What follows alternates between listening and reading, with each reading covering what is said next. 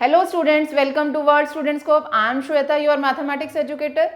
So my dear students, आज हम अपना chapter 3 pair of linear equation in two variable start कर रहे हैं. हम अपने ऑलरेडी 2 चैप्टर्स कंप्लीट कर चुके हैं. चैप्टर नंबर 3 स्टार्ट करते हैं. तो लेट्स सी क्या है ये चैप्टर. सबसे पहले थोड़ा सा मैं इंट्रोडक्शन में डिस्कस करती हूँ एक एग्जाम्पल के through. You must have come across situation like the one given below. एक एग्जाम्पल में कोट किया है मैंने, उसको डिस्कस करते हैं, फिर समझना आप. अखिला went to a fair in her village. एक गर्ल है अखिला, वो एक फेयर में गई है. She wanted to enjoy rides on the giant wheel and play hopla. Fair में गई है तो वो राइड भी करना चाहती है और एक गेम भी खेलना चाहते हैं. आपको ध्यान है, आप भी किन्हीं फेयर्स में जाते हो, वो रिंग्स डालते हो जिसमें वो आप गोल करते हो. तो उस तरह का ये होपला एक गेम है. देखो लिखा है, a game in which you throw a ring on the items kept in a stall and if the ring covers an object completely you get it. है ना, ये एक गेम आपने भी देखी हुई है जब भी आप फेयर्स में जाते हैं. The number of time she played hoopla is half the number of rides she had on the giant wheel. If each ride cost ₹3 and a game of hopla cost ₹4, how would you find out the number of rides she had and how many times she played hopla provided she spent on ₹20? तो ये एक इस example को coat करने का क्या मतलब है हमारा यहाँ पे, कि यहाँ पे कुछ स्टेटमेंट दी है जिसमें ये लिख दिया कि number of rides, number of times she played hoopla is half the number of rides. ठीक है, कि कुछ ये दोनों उसकी गेम्स और उसकी राइड्स आपस में कोरिलेटेड हैं. किस तरह से कि नंबर ऑफ टाइम्स की कुछ मल्टीपल है उसका, पर ये नहीं पता कितने राइड्स लिए और कितने टाइम्स उसने गेम्स खेले. तो अब यहां से आपको कुछ एज्यूम हो रहा है कि आप अगर कोरिलेट करें, अपने 8th 9th क्लास में भी कुछ ऐसे किए थी चीज़ें, कि कुछ चीज़ है जो नंबर ऑफ राइड्स वेरी कर सकते हैं, नंबर ऑफ गेम्स वेरी कर सकते हैं. तो वेरी करने का मतलब क्या हुआ, कुछ वेरिएबल्स. याद आया आपने 9th क्लास में भी हमने, वैसे तो ये चैप्टर जो है ये लीनियर इक्वेशन 2 वेरिएबल्स, इसका कंटेंट हमने 9th क्लास में भी किया है. और लीनियर इक्वेशन इन 1 वेरिएबल तो हमने 8th क्लास में स्टार्ट कर ही लिया था. उसके बाद 9th में 2 वेरिएबल्स का भी थोड़ा सीखा है. तो अब यहाँ बात 10th क्लास में हम देखना चाह रहे हैं कि किस तरह से उसको इलेबोरेटेड फॉर्म में और हम सीखना चाहेंगे. तो बात यहाँ पे क्या आ रही है कि हम इस एग्जाम्पल को कोट करने का मीनिंग ये है कि इन स्टेटमेंट से हमें क्या समझ आ रहा है कि कोई चीज़ जो है दूसरे के साथ कोरिलेटेड है. अगर कुछ ऐसी स्टेटमेंट हम सिचुएशंस हम देखते हैं तो मतलब क्या है कि जितनी बारी वो राइड्स लेगा और उसका गेम खेलना कितना है, उससे हाफ है. मतलब वो वेरी करेगा. समझ रहे हैं आप मेरी बात को, कि वो चेंज होगा. अगर नंबर ऑफ राइड्स चेंज होंगी तो नंबर ऑफ गेम्स जो है उसका चेंज होगा, उसके ऊपर डिपेंडेंट है. और वो ये जो वेरी करने का क्या मतलब होता है कि हम मैथमेटिकल लैंग्वेज में बोलें तो वो कुछ वेरिएबल होता है. तो हम, अगर मैं आपको एक जस्ट थोड़ा सा आपकी प्रीवियस नॉलेज के साथ कनेक्ट करते हुए लिखूं, तो अगर इस स्टेटमेंट के साथ लिखूं, the number of times she played hopla is half the number of rides. half the number of rides. अगर मैं मान लूं, let the number of rides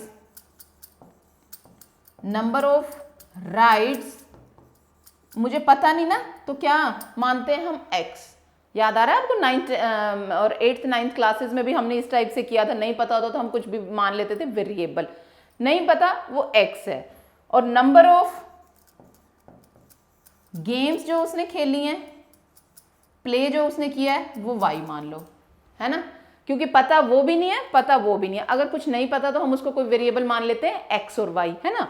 अब देखो यहाँ पे जो हमने एग्जाम्पल लिया है उसमें क्या लिखा, the number of times she played होपला.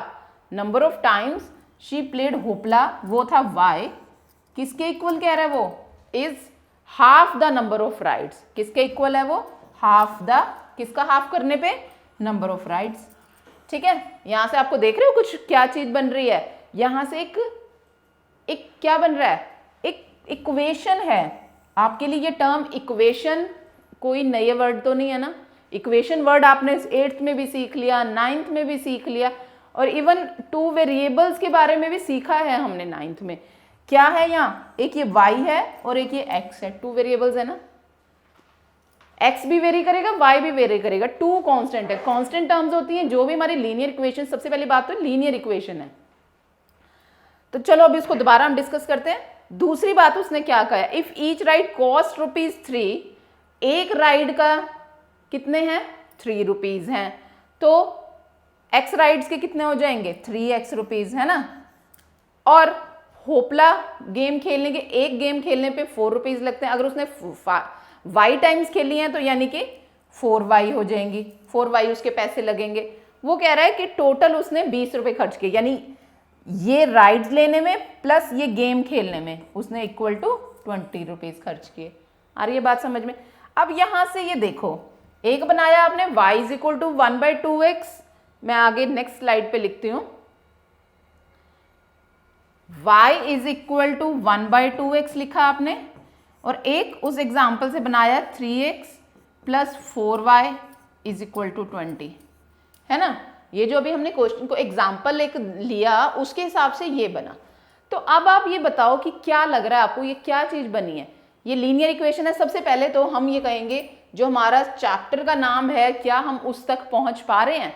Chapter है pair of linear equations in 2 variable, कि लीनियर इक्वेशन, सबसे पहले तो बात ये समझो कि लीनियर इक्वेशन है। लीनियर इक्वेशन का क्या मतलब होता है, कोई भी इक्वेशन, कोई भी ऐसी स्टेटमेंट जहां पे इक्वालिटी का साइन हो, है ना, इक्वल टू का साइन है, मतलब ये एक इक्वेशन है। दूसरी बात है कि लीनियर है क्या, लीनियर का क्या मतलब होता है बेटा, वो भी सीखा है ना हमने 8th 9th क्लास में, 8th में इवन सीख चुके थे कि जहां पर वेरिएबल की पावर 1 हो, अगर मान लो ये स्क्वायर होता फॉर एग्जाम्पल, तो क्या ये लीनियर इक्वेशन होती, no, this is a quadratic. Polynomial सीखे थे ना हमने, पॉलिनोमियल्स में भी हम सारा कुछ रिवाइज कर चुके हैं कि depending on the power, depending on the exponent of the variable, we say the type of equation, है ना।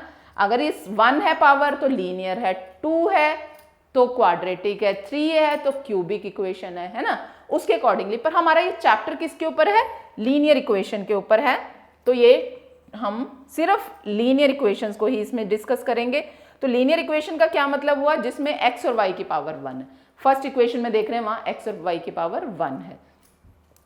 दूसरी इक्वेशन, दूसरी में x की पावर भी 1 है, y की भी पावर 1 है ना। तो ये भी एक लीनियर इक्वेशन है, बट क्या है, 2 वेरिएबल्स हैं। यहाँ पे x और y है, यहाँ भी x और y है, 2 वेरिएबल्स हैं। क्लियर हो रहा है ये बात, क्लियर हो रही है कि वेरिएबल 2 हैं, x और y अलग अलग हैं वेरिएबल, एक वेरिएबल नहीं है, 2 वेरिएबल्स हैं, बट हैं वो लीनियर। बात आ गई समझ में, ठीक हो गया, क्लियर। तो ये पेयर ऑफ, और चैप्टर हमारा क्या है, पेयर ऑफ लीनियर, यानी कि कोई भी क्वेश्चन है वहां पे पेयर का क्या मतलब होता है, 2, है ना, 2 चीजें। तो एक इक्वेशन ये है हमारे एग्जाम्पल में, दूसरी इक्वेशन ये है, 2 इक्वेशंस होंगी, पेयर ऑफ लीनियर इक्वेशंस होगा जिसमें दोनों में 2 वेरिएबल्स होंगे। आया चैप्टर का नाम समझ में। तो इस तरह से ये हमारे लीनियर इक्वेशंस इन 2 वेरिएबल्स होंगी, राइट। चलो अब आगे थोड़ा सा देखते हैं, इसको और करेंगे डिस्कस तो ज्यादा पता चलेगा। तो ई solution x y of linear equation 2 variables ax plus by plus c correspond to the line representing the equation। यानी कि ये तो मैंने अभी एग्जाम्पल के थ्रू किया था। तो इन जनरल अगर मैं क्या कहूं कि क्या 2 लीनियर इक्वेशंस होंगी ना, a1x plus b1y plus c1 is equal to 0। अगर मैं इन जनरल कहूं, वहां तो मुझे 3 4 क्वेश्चन दिया हुआ था। अगर मैं इन जनरल कहूं, x के साथ कोई टर्म होगी, y के साथ कोई होगी और एक कांस्टेंट टर्म होगी। 2 पेयर लेने हैं तो 2 होंगी, a2x plus b2y plus c2 is equal to 0। ठीक है, जिसमें क्या होगा कि इसमें, इस वाली में a1 and b1 both are not 0। दोनों के दोनों 0 नहीं हो सकते। अगर 0 हो जाएंगे बेटा तो एक्स वाई की टर्म खत्म हो जाएगी ना, आप समझ रहे हो। अगर मान लो a और 1 जैसे कांस्टेंट टर्म है, जैसे हम लिखते हैं 3x प्लस 4y था अभी पिछले में, है ना। अगर ये और ये 0 हो जाएं, मतलब 0 into x plus 0 into y, तो ये x और y तो खत्म ही हो जाएंगे ना, वेरिएबल वाली बात ही खत्म हो जाएगी। तो क्या कह रहा है, a1 b1 both are not 0, ऐसे ही a2 b2 भी नहीं होंगे, बोथ आर नॉट 0, ठीक है, दोनों के दोनों 0 नहीं होंगे। और क्या होगा, और क्या होगा, a1 square plus b1 square ये भी नॉट इक्वल टू 0 होगा, ऐसे ही a2 square plus b2 square not equal to 0 होगा। अभी हम जब एग्जांपल्स करेंगे ना आपको और ज्यादा क्लियर हो जाएगा। मेन फंडा यहाँ पे ये है कि x और y वाली टर्म होगी, कोई कांस्टेंट टर्म होगी, और जो x और y के साथ टर्म्स हैं कांस्टेंट टर्म, वो एक कोई हो सकती है पर दोनों 0 नहीं हो सकती।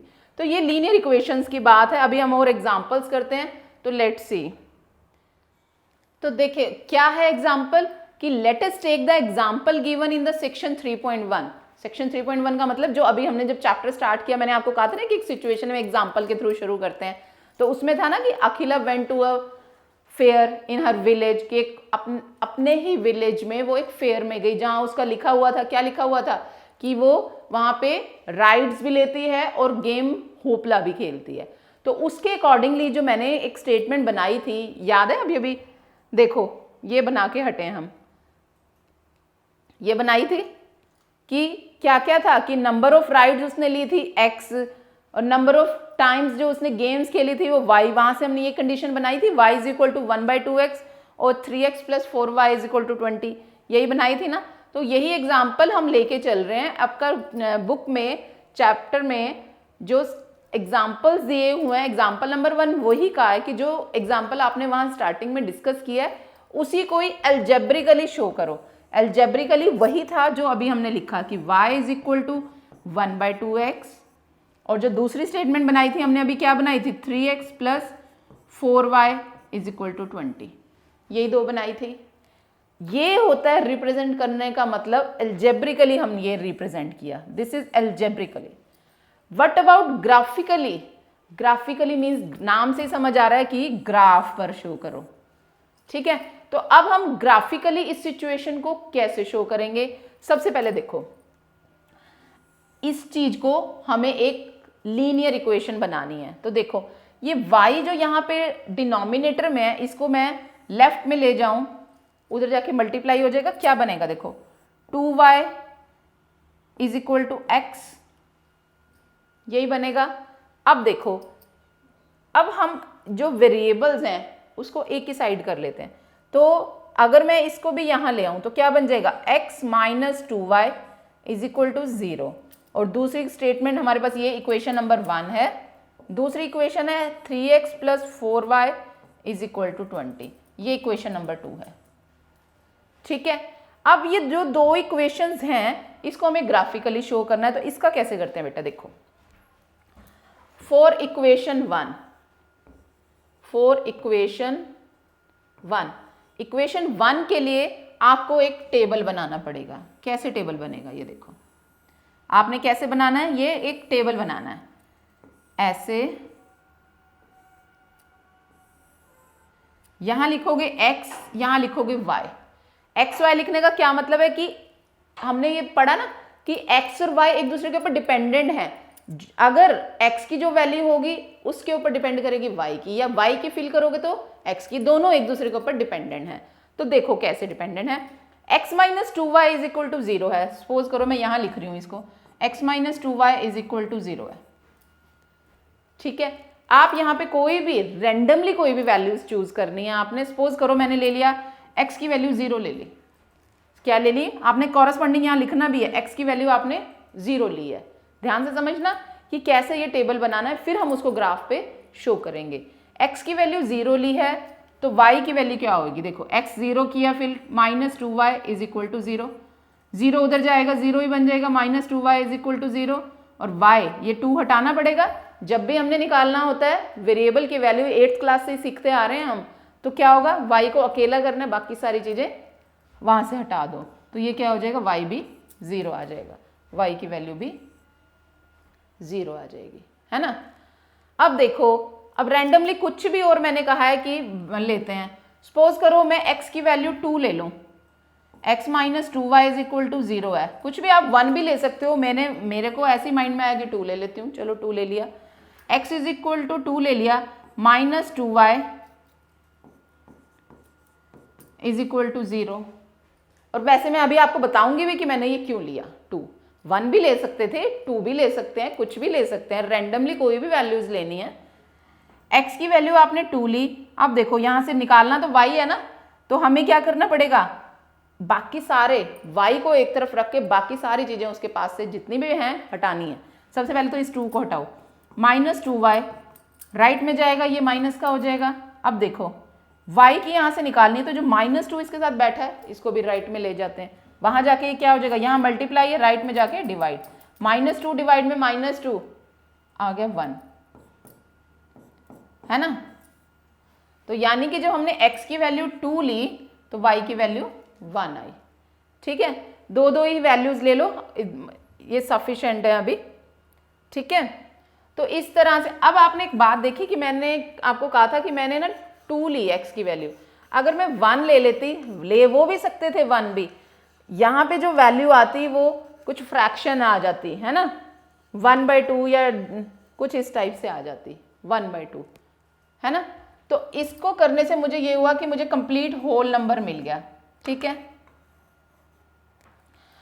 तो आपने रैंडमली थोड़ा सा ट्रिकी होके देखना है कि मुझे ये पता था कि मैंने x की वैल्यू जब 2 ली है तो मुझे यहाँ पे एक y भी एक होल नंबर मिल जाएगा। मैं आपको करके चलो बता भी देती हूँ। x minus 2y is equal to 0 था, अगर मैं x को 1 ले लेती, minus 2y is equal to 0, minus 2y is equal to ये माइनस 1 हो जाना था, y की वैल्यू 1/2, वो भी ले सकते थे हम, कोई दिक्कत नहीं है। ग्राफ पे वो थोड़ा सा आपको मार्क करने में ढूंढना पड़ना था ध्यान से, प्रॉब्लम उसमें भी कोई भी नहीं है। ठीक है, कोई भी प्रॉब्लम नहीं है उसमें, पर आपको थोड़ा सा, हम क्या कोशिश करते हैं मैथमेटिक्स में, हमने क्या कहा है, कोशिश करते हैं कि हमारी कैलकुलेशन कन्वीनियंट हो जाए, इजी हो जाए। तो हम वो, जब हमने लेना ही रैंडमली है कोई भी वैल्यू, तो हम कोई भी ले सकते हैं अपनी कन्वीनियंस के हिसाब से, है ना। तो मैंने ये वाला लिया। तो अभी ये 2 वैल्यूज के लिए हमने तो जस्ट एक ग्राफ ड्रॉ करना है। सेकेंड इक्वेशन के लिए देखो, फॉर इक्वेशन 2 देखो टेबल क्या बनेगा।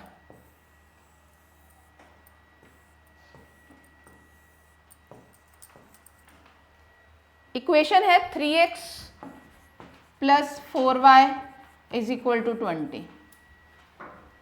फिर से वही लूँ मैं, अगर x को 0 ले लूँ, x को लिया मैंने 0, यहाँ पे 3 into 0 plus 4y is equal to 20, ये हो गया 0 plus 4y is equal to 20।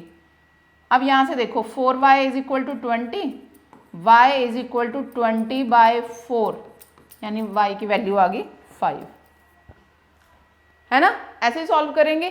अब x की कोई और वैल्यू लें, हाँ अगर हम x की और कोई वैल्यू लें तो y की, अब सपोज कर लो आप कुछ भी ले सकते हो, x की 1 भी ले सकते हो, पर वहाँ 1 लेने पे मुझे 17/4, मैं वही कह रही हूँ थोड़ा सा ट्रिकी होना पड़ता है सोच के कि जिससे एक होल नंबर मिल जाए। ये हम अपनी कन्वीनियंस के लिए ले रहे हैं, आप कोई भी वैल्यू, तो मैं थोड़ा सा ट्रिक लगा रही हूँ क्या वैल्यू फिल करूँ कि जिससे मुझे एक होल नंबर आ जाए। तो ये तो आपको तो प्रैक्टिस से ही सोचना पड़ेगा, नहीं तो आप डायरेक्ट 1 भी ले लो, 2 भी ले लो, जो भी वैल्यू आएगी, ग्राफ ड्रॉ करने तो हमने सीखे ना, तो पर्टिकुलर वही पॉइंट हमें ड्रॉ करना पड़ेगा। तो मैं अगर यहाँ पे x की वैल्यू 3 ले लूँ तो 9, 20 माइनस 9, 11, 11/4 होगा, नहीं।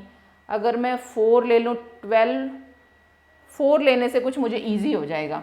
3 x की वैल्यू मैंने ली 4 प्लस में 4y इज इक्वल टू 20, देखना जरा, 12 plus 4y is equal to 20। ठीक है, अब देखो 4y इधर रखना है, बाकी का राइट हैंड साइड, 20 माइनस 12 कितना हो गया, 4y is equal to 20 minus 12 8, तो y की वैल्यू आ गई 8/4 यानी कि 2, यानी x को 4 लेने से y मेरा आया 2।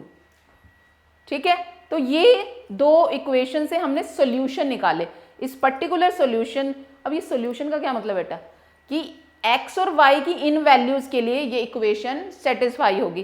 कहने का मतलब है कि जैसे इसमें है 3x प्लस 4y में जब x 0 और y 5 रखोगे ना तो इक्वल आएगा। मैं करके भी बता रही हूँ, देखो 3 इंटू एक्स की value 0 plus 4 into 5 is equal to 20। ये देखो 3 into 0 0 plus 20 is equal to 20, 20 is equal to 20 आ रहा है ना।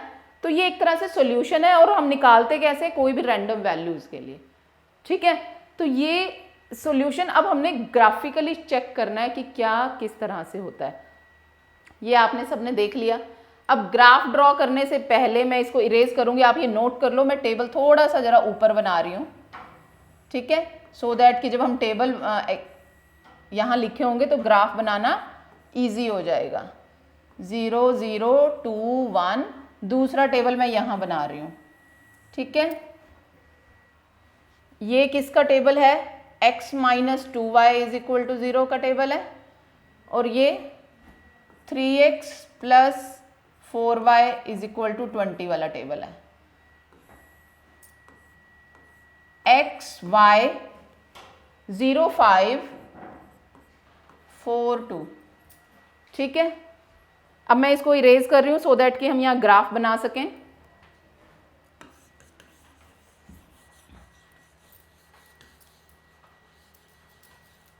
ग्राफ बनाना हमने ऑलरेडी अपना सीखा है।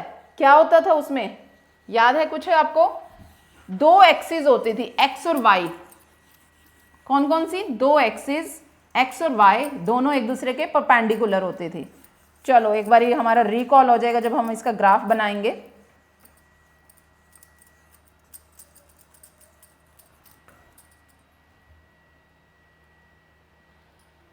कैसे होना था, ऐसे और ऐसे, है ना। ये क्या होता था, इस एक्सिस को हम बोलते हैं वाई एक्सिस और ये बोलते हैं हम एक्स एक्सिस, ठीक है। यहाँ पे क्या होते थे सारे, यहाँ पे सेंटर पॉइंट, ओरिजिन पॉइंट 0, उसके बाद 1 2 3 4 5 6 7 8 9 लाइक दिस, है ना। इस साइड -1 -2 -3 एंड सो ऑन, ये भी आगे लाइन जा रही है। 1 2 3 4 5 -1 -2 -3 -4 लाइक दिस। ये एक्स एक्सिस, ये वाई एक्सिस, है ना। अब हमने जब ये एक्सिस बना ली तो अब हमारी ग्राफ की वैल्यूज इसमें फिल करनी है। लेट्स सी क्या है।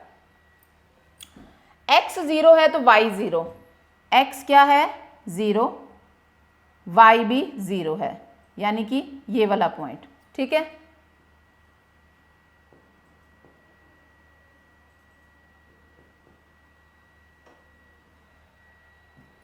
ये वाला पॉइंट, ठीक है। दूसरा क्या है, x 2 है, x की वैल्यू है ये वाली 2, ठीक है। y की वैल्यू है 1, y कौन सा है, ये 1, यानी कि इसके सामने और ये इसके सामने, ये वाला पॉइंट, यानी कि एक पॉइंट हो गया ये वाला, एक पॉइंट हो गया ये वाला। अब हमने क्या करना होता है, इन दोनों को ज्वाइन करना होता है, यानी कि इसको और इसको ज्वाइन, ये ऐसे, ठीक है। ये एक स्ट्रेट लाइन बन गई। आगे बात आपको समझ, कौन सी लाइन बनी है ये, x minus 2y is equal to 0। आपने इस लाइन के ऊपर लिखना भी है, स्ट्रेट लाइन के ऊपर, ये कौन सी वाली है, ठीक हो गया। यानी कि लीनियर थी तो एक ये स्ट्रेट लाइन होगी। अब दूसरा देखो, x इज इक्वल टू 0 है, y 5 है, x 0 है, y 5 है, इसके कॉरस्पॉन्डिंग यानी ये वाला पॉइंट है, ठीक है। दूसरी वैल्यू देखो, x है 4, y है 2, यानी कि इसके सामने और ये इसके सामने, ये वाला पॉइंट, ठीक है। अब क्या करना है, इन दोनों को ज्वाइन करना है,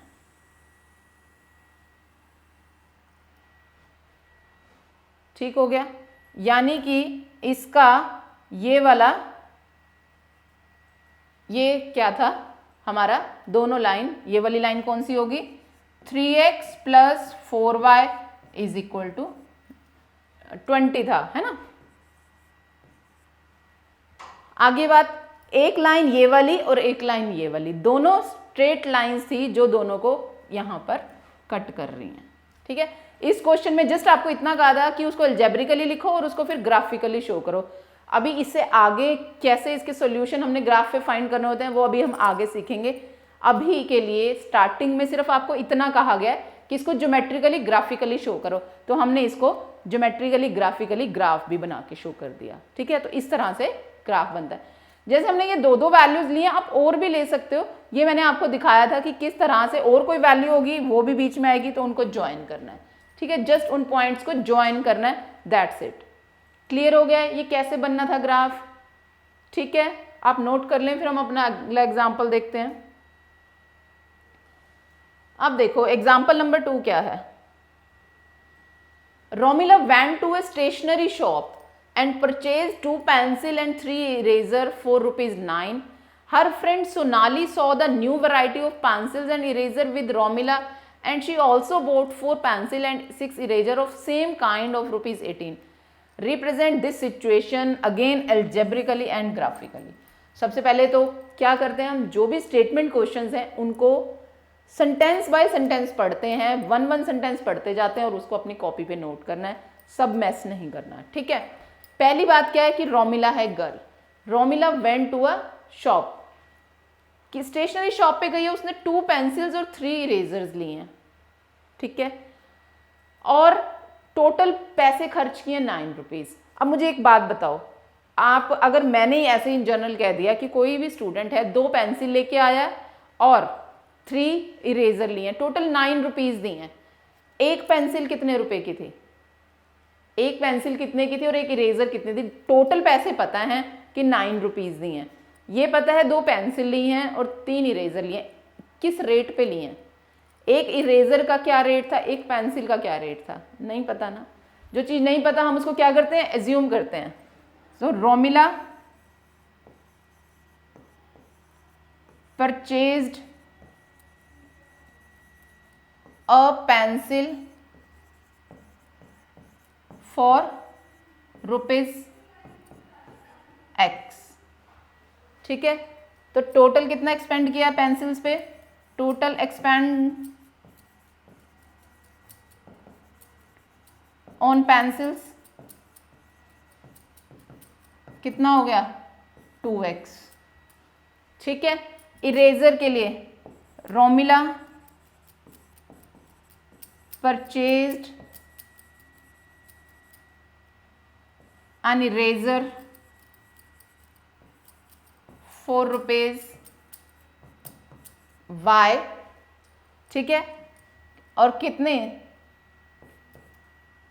for 3 इरेजर्स कितना हो जाएगा, 3Y। अब टोटल पेंसिल खरीदने में लगे हैं 2x रुपीज़ और इरेजर खरीदने में लगे हैं 3y रुपीज़, तो टोटल कितने हो जाएंगे, टोटल कितने हो जाएंगे, 2x plus 3y is equal to 9 rupees. ठीक है, बन गई एक लीनियर इक्वेशन। जो स्टेटमेंट लिखी है उसको ऐसे आपने जो जो लिखा है उसको पढ़ते जाओ और उसको नोट करते जाओ। अब ये तो बात लिखी थी रोमिला की, दूसरी गर्ल है सोनाली, सेम सोनाली के लिए भी है, आप सोनाली का भी मान सकते हैं कि उसने, अब अच्छा एक बात है ध्यान रखना, आप कहोगे सोनाली के लिए भी वही के वही x क्यों माने, उसने कहा उसने सेम ही तरह की ली है, सेम टाइप ऑफ उसने पेंसिल और इरेजर लिए, यानी कि उसने भी वही x रुपए वाली ही पेंसिल खरीदी है और y रुपीज़ वाली ही इरेजर खरीदी है। तो दोबारा आप वही लिखेंगे, सोनाली के लिए लिखना है, सोनाली परचेज्ड, आप ये कंप्लीट लिखेंगे, परचेज्ड पेंसिल फॉर ₹X। उसने कितनी ली हैं, 4 पेंसिल्स, तो 4 पेंसिल्स के लिए कितना हो जाएगा, 4x।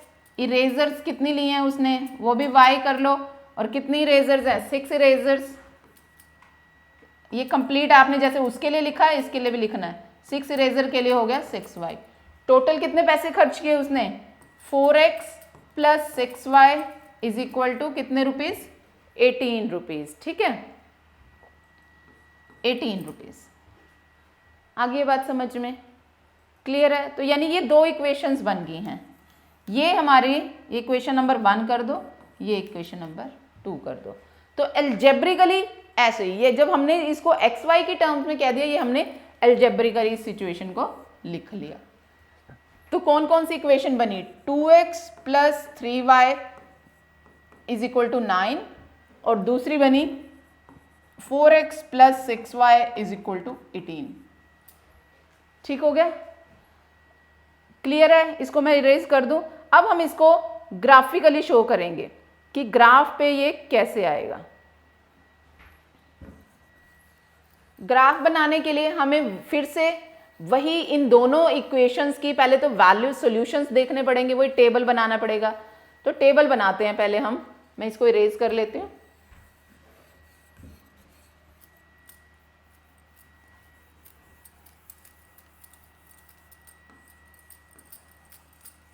दोनों का टेबल अलग अलग से बनाएंगे। आप अपना ट्राई करना स्टार्ट करो कैसे हम टेबल बनाएंगे। सबसे पहले फर्स्ट इक्वेशन है हमारे पास 2x plus 3y is equal to 9। ठीक है, मैं यहां लिखती हूं राइट साइड पर 2x plus 3y is equal to 9 है ना। टेबल बनाने लगी हूं इसका पहला।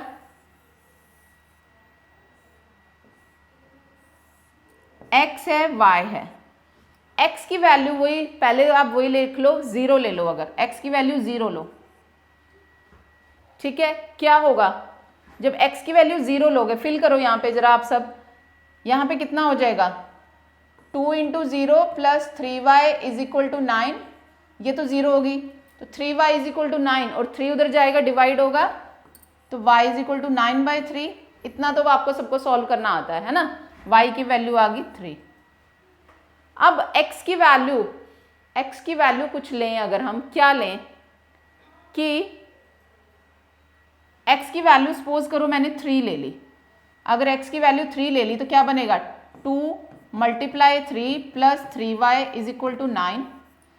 2 3 जा 6, यानी कि 6 plus 3y is equal to 9। 3y is equal to 9 minus 6, 3y is equal to 3। अब y की वैल्यू यहाँ से क्या निकलेगी, 3/3, यानी कि y की वैल्यू यहाँ से 1 आ जाएगी। हो गया एक टेबल ये। ऐसे अगर हम दूसरा टेबल देखें, 4x plus 6y is equal to 18 है, इसका टेबल बनाओ।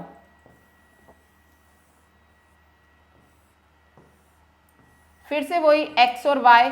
अगर मैंने x की वैल्यू मान लो 0 ली है तो y की कितनी आएगी, x को करो 0 फिल। आप सब अपनी कॉपीज पे साथ साथ करेंगे। x को जब 0 लोगे तो पहली वाली टर्म तो 0 बन जाएगी, 0 से कुछ भी मल्टीप्लाई 0। बाद में बचेगा 6y इज इक्वल टू 18। देखो जरा, 6y is equal to 18, y की वैल्यू यहाँ से निकालोगे तो 18/6 हो जाएगा। कितना हो जाएगा, 3। अब दूसरी x की कोई वैल्यू फिल करो। x की जब दूसरी वैल्यू कोई फिल करोगे, सपोज करो जैसे मैंने उसमें फिल की थी, x की वैल्यू 3, कितना हो जाएगा, 4 3 plus 6y is equal to 18। क्या आएगा, यहां से आएगा 12 राइट साइड में जाएगा, कितना हो जाएगा, 6y is equal to 18 minus 12, कितना हो जाएगा 6, यानी 6y is equal to 6। y की वैल्यू निकालोगे 6/6 यानी कि 1। आ गया ये सबको समझ। अब हमने इसको ग्राफिकली शो करना है। वही y एक्सिस और x एक्सिस बनाओगे। ये y एक्सिस, x एक्सिस,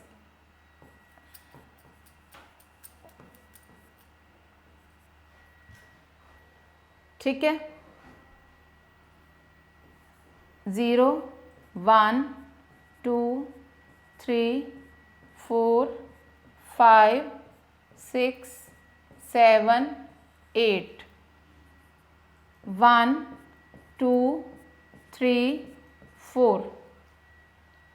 ठीक है, अब देखो जरा वैल्यू वही फर्स्ट टेबल से, जब x की वैल्यू 0 है, y की वैल्यू 3 है। x की वैल्यू 0 है, x की वैल्यू 0 है और y की वैल्यू 3 है।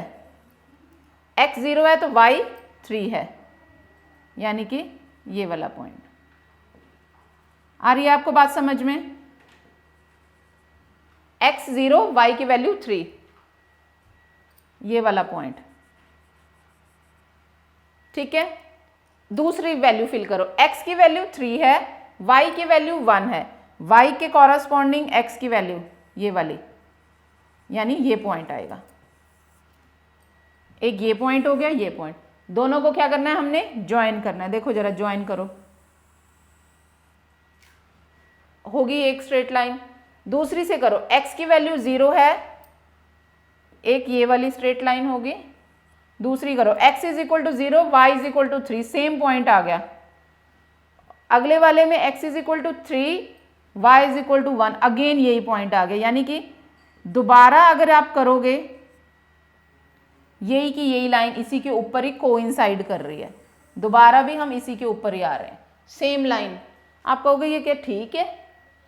आप ये सोचेंगे कि दो इक्वेशंस अलग अलग थी तो दोनों एक दूसरे के ऊपर कैसे आ गई, एक दूसरे के ऊपर कैसे कोइंसाइड कर गई, एक दूसरे को ओवरलैप कैसे कर गई। देखो जरा, एक इक्वेशन थी 2x plus 3y is equal to 9, एक थी 4x प्लस 6y। अगर आप ध्यान से देखो दोनों इक्वेशन है सेम ही, इसमें से जरा 2 कॉमन लेना, 2 कॉमन ले लो, 2x आएगा अंदर प्लस का 3y इज इक्वल टू 18 को 2 मल्टीप्लाई 9 लिख दो, बोथ साइड से 2 cancel, 2x plus 3y is equal to 9। Actually में दोनों इक्वेशन थी सेम ही, दोनों ने सेम तरह से ही खरीदारी की थी, सेम पैसे लगे हैं। उसको लिखने का तरीका एक्स्ट्रा क्यों हो गया, उसने ज़्यादा पेंसिल और इरेजर लिए थे, ज़्यादा पैसे लगे, एग्जैक्टली लगे तो उसी रेंज में थे, ठीक है। तो ये एक दूसरे के ऊपर ओवरलैप कर गए। आपको बस इन एरोज को 2 बार ही दिखा देना है, जिससे पता चलेगा कि ये 2 लाइंस हैं, एक लाइन नहीं है, 2 हैं। 2 बार एरोज शो कर दो, ठीक है। अगर ऐसी सिचुएशन है ओवरलैप कर रहे हैं तो आपको 2 बार इधर भी एरोज, 2 बार उधर भी एरोज लगाने, जिससे पता चले कि 2 लाइंस ओवरलैप्ड हैं, ये एक लाइन नहीं है, 2 लाइंस हैं, ठीक है। तो इस तरह से इस क्वेश्चन को भी हमने एल्जेब्रिकली और ग्राफिकली शो कर दिया। क्लियर है सबको कैसे करना है, नोट कर लिया। अब हम मूव करते हैं हमारे नेक्स्ट एग्जाम्पल पर। एग्जाम्पल नंबर 3 देखो क्या कहता है बेटा। 2 rails are represented by the equations, क्या क्या इक्वेशंस हैं, x plus 2y minus 4 is equal to 0, ठीक है। दूसरी इक्वेशन है 2x plus 4y minus 12 is equal to 0, ठीक है। वो कह रहा है कि 2 रेल्स हैं जिनको इन इक्वेशन से हमने शो किया हुआ है। वो कह रहा है इस सिचुएशन को ज्योमेट्रिकली शो करो, एल्जेब्रिकली उसने अब क्यों नहीं कहा, क्योंकि क्वेश्चन ही पहले ही एल्जेब्रिकली दिया है, कोई स्टेटमेंट नहीं दी थी जिससे हमें ये टर्म्स इक्वेशंस बनानी पड़ती। ऑलरेडी इक्वेशंस दी हैं, बस आपको ग्राफ बनाने के लिए बोला गया। ग्राफ बनाने के लिए पहले हमें टेबल बनाना पड़ेगा, एक्स वाई की वैल्यूज फाइंड करनी पड़ेंगी, है ना। एक्स वाई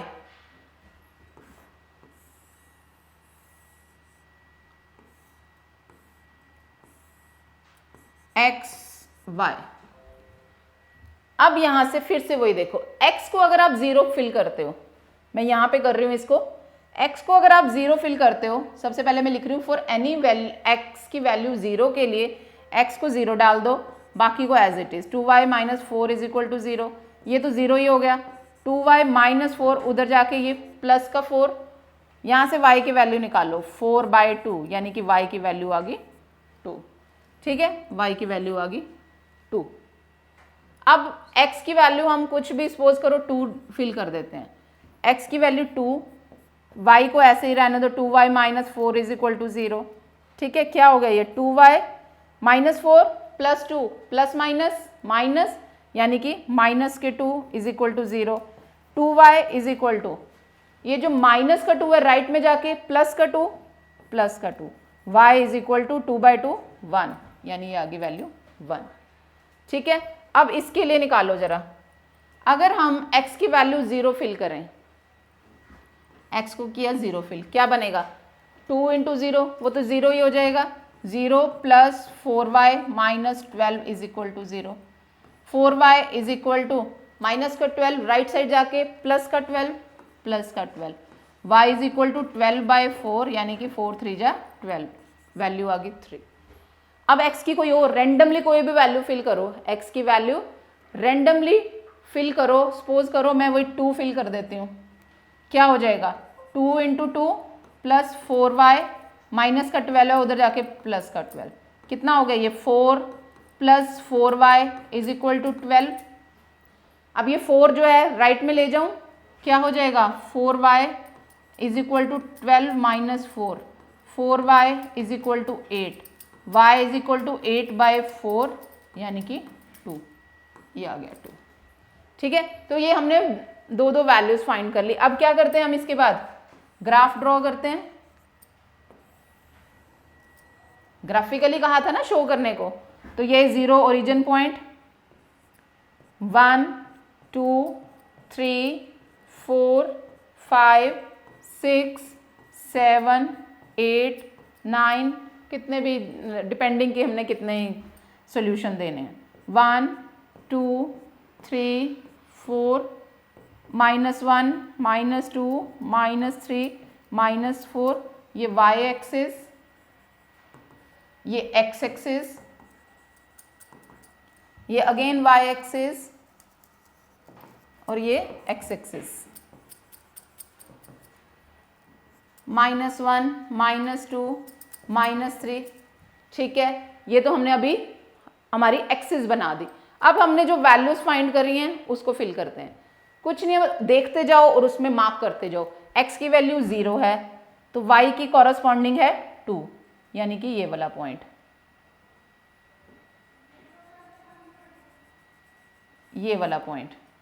ठीक है, x0 y2 ये पॉइंट बन गया, x2 है, इसके सामने y1 x2 दोनों का कॉमन पॉइंट जो कॉरस्पॉन्डिंग बनेगा ये वाला है ना। अब क्या करना है, हमने इन दोनों को ज्वाइन करना है। ठीक है, आपने ये स्केल से ज्वाइन करना है, इसलिए थोड़ा सा ऐसे रफ सा आ रहा है क्योंकि मैं फ्री हैंड से कर रही हूँ। आपको स्केल से इसको ज्वाइन कर लेना, बहुत स्ट्रेट लाइन आएगी।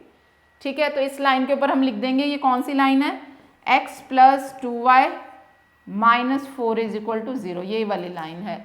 अगला देखो, x is equal to 0, y is equal to 3, ये वाला पॉइंट समझ रहे हैं, x is equal to 0, y is equal to 3, इसका कॉरस्पॉन्डिंग पॉइंट ये वाला,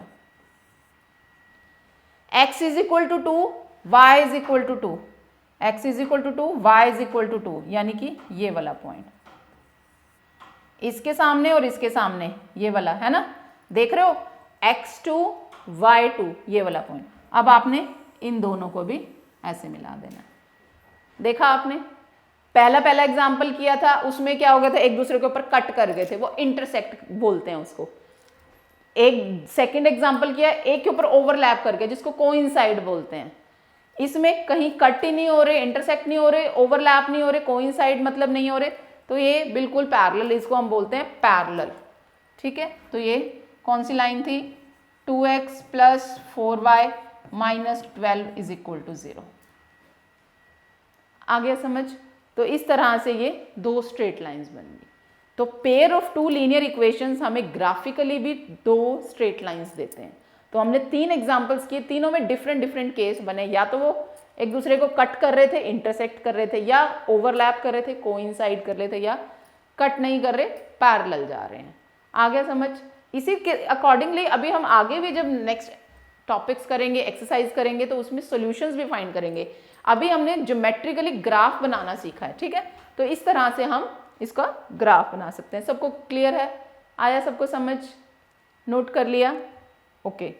तो अब आपने ये देखा कि कैसे आपको लीनियर इक्वेशन से जो है टेबल्स बना के उनको ग्राफ पे जस्ट मार्क करना है। आप इनको एक बार अपने हाथ से प्रैक्टिस करेंगे सो दैट कि जब हम इससे रिलेटेड और एक्सरसाइज के भी क्वेश्चन करेंगे आपको बिल्कुल ईजी लगे कि this is nothing, just marking on the graph, है ना। तो अभी आज हम इतना ही करते हैं सो दैट जब एक्सरसाइज करेंगे तब तक आप इनको प्रैक्टिस कर चुके होंगे। Thank you.